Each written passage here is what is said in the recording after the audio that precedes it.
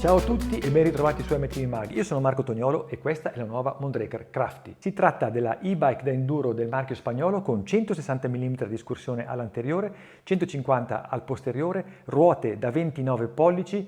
Il telaio può essere completamente in carbonio o, come in questo caso si tratta della Crafty RR, abbiamo un triangolo anteriore in carbonio e un carro in alluminio. Abbiamo poi la motorizzazione Bosch, infatti qua abbiamo il nuovo motore Bosch Performance CX della generazione 5, quindi il nuovo Bosch con la batteria da 800 Wh. Fra l'altro questa batteria è estraibile e può essere anche sostituita con quella da 600 Wh, risparmiando quindi un chiletto o anche di più sul peso complessivo della bici. Peso complessivo che è di 24 kg sulla nostra bilancia senza pedali, quindi una bici diciamo full power piuttosto pesante. Pesante anche un po' il look a causa appunto della batteria, infatti Bosch ha scelto di fare una batteria sola da 800 Wh che vale sia per le mountain bike sia per le city bike, è la loro batteria più venduta e hanno voluto semplificare un po' la produzione facendola più corta perché tanti produttori di bici non riescono a far stare una batteria più lunga nel telaio. Ma torniamo alla Crafty, abbiamo in questo caso un display a manubrio che è il nuovo Purion, assomiglia chiaramente a quello di Shimano, abbiamo poi un display sul tubo orizzontale che indica anche la percentuale di batteria che ci rimane. È cambiata la cinematica, anche se troviamo sempre il sistema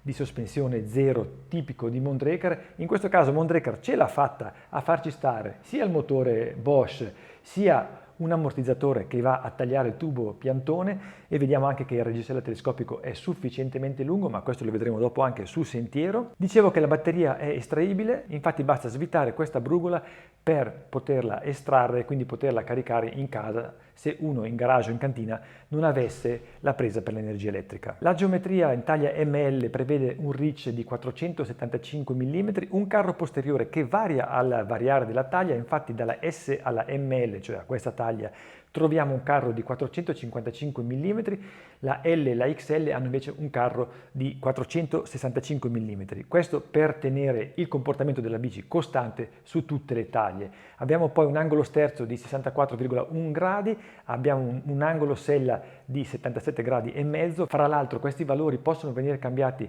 attraverso un flip chip presente presso l'attacco dell'ammortizzatore. La variazione è veramente poca perché parliamo di 0,5 mm per quanto riguarda l'altezza del movimento centrale e di 0,3 gradi per quanto riguarda angolo sella e angolo sterzo. La trasmissione elettronica wireless, cioè la nuova SRAM T-Type, vale a dire possiamo cambiare sotto sforzo, secondo me questo è un requisito fondamentale sulle e-bike dove la potenza in gioco è molto alta. A proposito di potenza, per chi ancora non lo sapesse, questo Bosch ha una coppia massima di 85 Nm, abbiamo poi i classici 4 livelli di assistenza, di cui l'IMTB forse è quello più interessante per gli mountain biker perché è un livello di assistenza adattivo. Comunque tutti e 4 i livelli di assistenza possono venire personalizzati attraverso l'app Bosch Flow tramite appunto app e telefono. Siamo su un sentiero che di solito percorro in discesa e per arrivare qui ne ho già percorso un altro in salita sempre usando la modalità IMTB. Al momento ho il 71% di batteria rimanente, la batteria è da 800 ripeto, i metri di dislivello che ho fatto sono 860, di cui 300 in Tour Plus e il resto in IMTB. Io peso 71 kg, tra l'altro sono alto 179 cm e ho un cavallo di 74 cm, cioè la distanza dalla sella al movimento. La taglia ML per me è perfetta, quindi se avete le mie misure potete prenderla anche voi. Questo giro lo trovate su Training Camp, l'ho studiato apposta per le e-bike, possibilmente full power, perché ci sono dei pezzi tecnici in salita dove c'è bisogno della potenza del motore per riuscire a stare in sella. Su Training Camp seguitemi, io sono Marco, così vedete che giri faccio. Il bello di questa bici è che 29 pollici, sì, ma soprattutto che ha il carro lungo, infatti 455 mm di carro posteriore si fanno sentire sul ripido, e qui pian piano diventerà sempre più ripido, perché si fa poca fatica a tenere l'anteriore incollato a terra. Il nuovo Bosch è più dolce nell'erogare la potenza, anche se è sempre un motore decisamente potente, quindi vengono bene comode le pedivelle da 160 mm o 155, non mi ricordo bene, ve lo metto qua in sovraimpressione, per evitare i picchi che sul tecnico ripido farebbero scappare via la ruota posteriore. Infatti questo è uno dei vantaggi delle pedivelle corte. Inoltre, andando in giro con Stefan Schlie, il famoso Mister Uphill Flow, ho imparato che è meglio tenere una marcia più dura rispetto a quanto si è abituati, per poter sfruttare la potenza appunto di questo Bosch senza far scappare via la ruota posteriore, senza quindi perdere la trazione. Adesso proverò a mettere in atto questo trucchetto, anche se oggi qua è tutto molto umidiccio e le gomme montate su questa Crafty RR non sono le migliori per questo tipo di terreno. Infatti sono delle 2.6 e già lì mi chiedo perché mai, ma delle 2.6 Maxxis con la mescola Max Terra davanti e dietro, quindi la trazione non è quella che si addice a una bici del genere. Però sappiate che gli altri modelli hanno invece gomme migliori. Non so perché mai il product manager abbia scelto queste gomme per la RR. Un pezzo in piano in cui andare a tutta, sempre in modalità IMTB. Adesso iniziano invece le radici. Qua si nota chiaramente come la sospensione posteriore copi alla grande ogni asperità. Non l'ho mai chiusa in salita, il test è iniziato finale Ligure 3 settimane fa, poi è stato continuato qua sui miei sentieri, diciamo. A proposito di travel, si sta ben alti nella corsa, cosa che quindi aiuta sul ripido, come per esempio qui, a tenere la posizione centrale, perché non si insacca, la sospensione appunto non si insacca.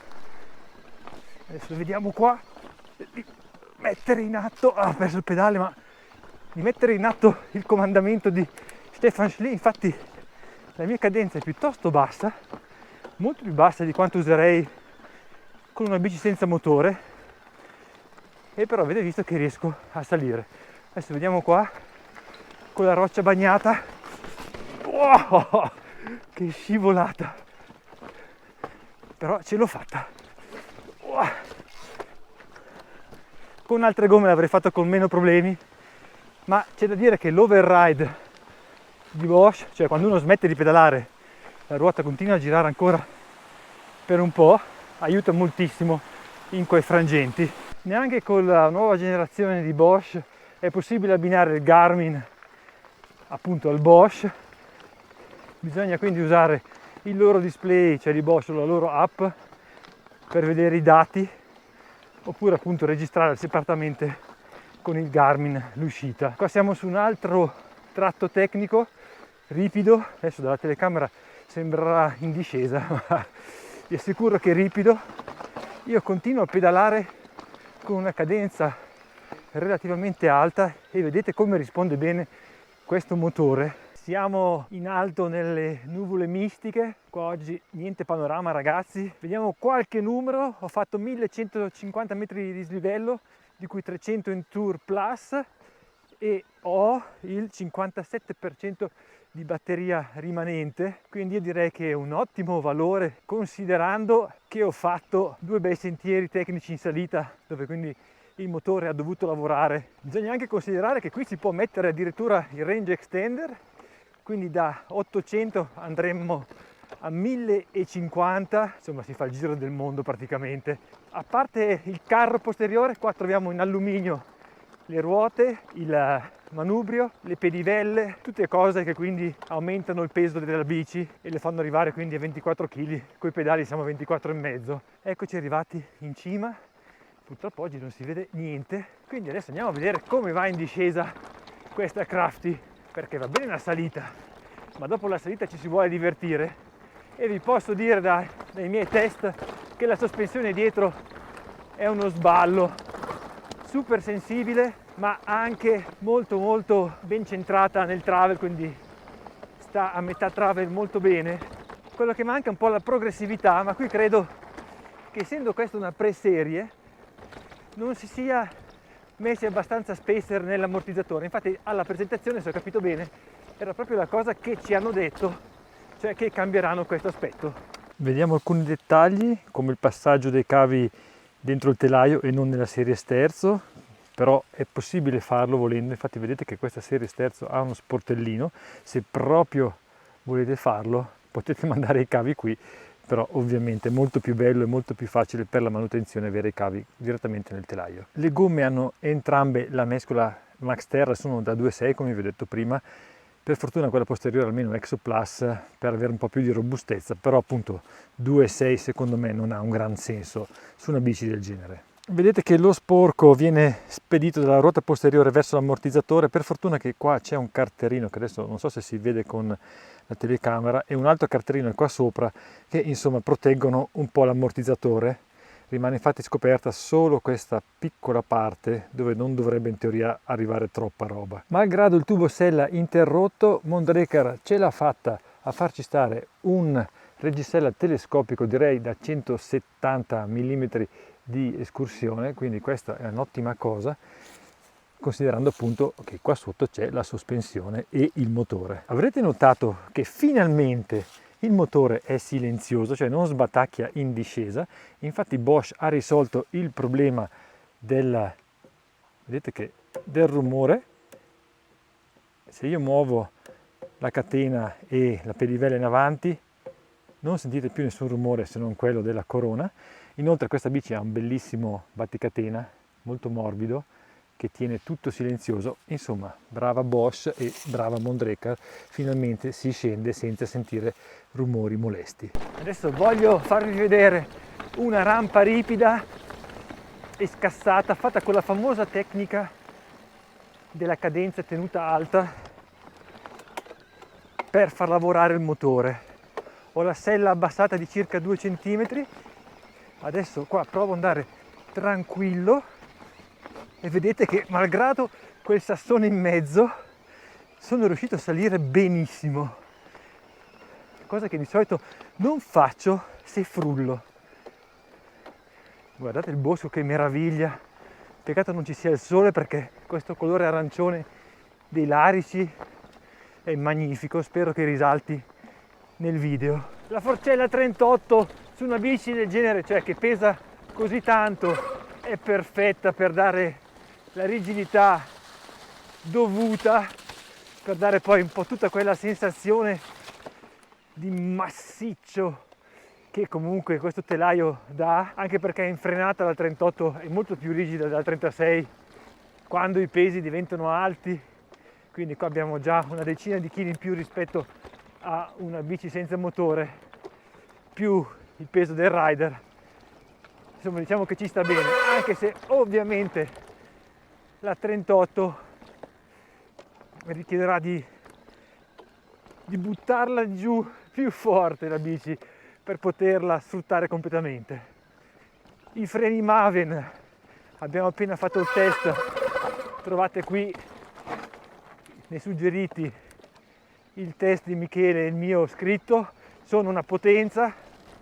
Questo rumore di pastiglie è dovuto appunto alle pastiglie sinterizzate che ci sono dietro, perché davanti è silenzioso ma invece il freno posteriore fa abbastanza rumore quando è bagnato. Per quanto riguarda pompare la bici, insomma siamo su 24 kg, ma in sé la bici è agile e facile da curvare, come potete vedere su questo Mangia e Bevi, bagnatissimo fra l'altro, però è veramente una goduria farla girare nelle curve prese in velocità, perché la geometria è azzeccata e insomma il rider è bello al centro, esattamente come in salita, anche in discesa la posizione è veramente ottima.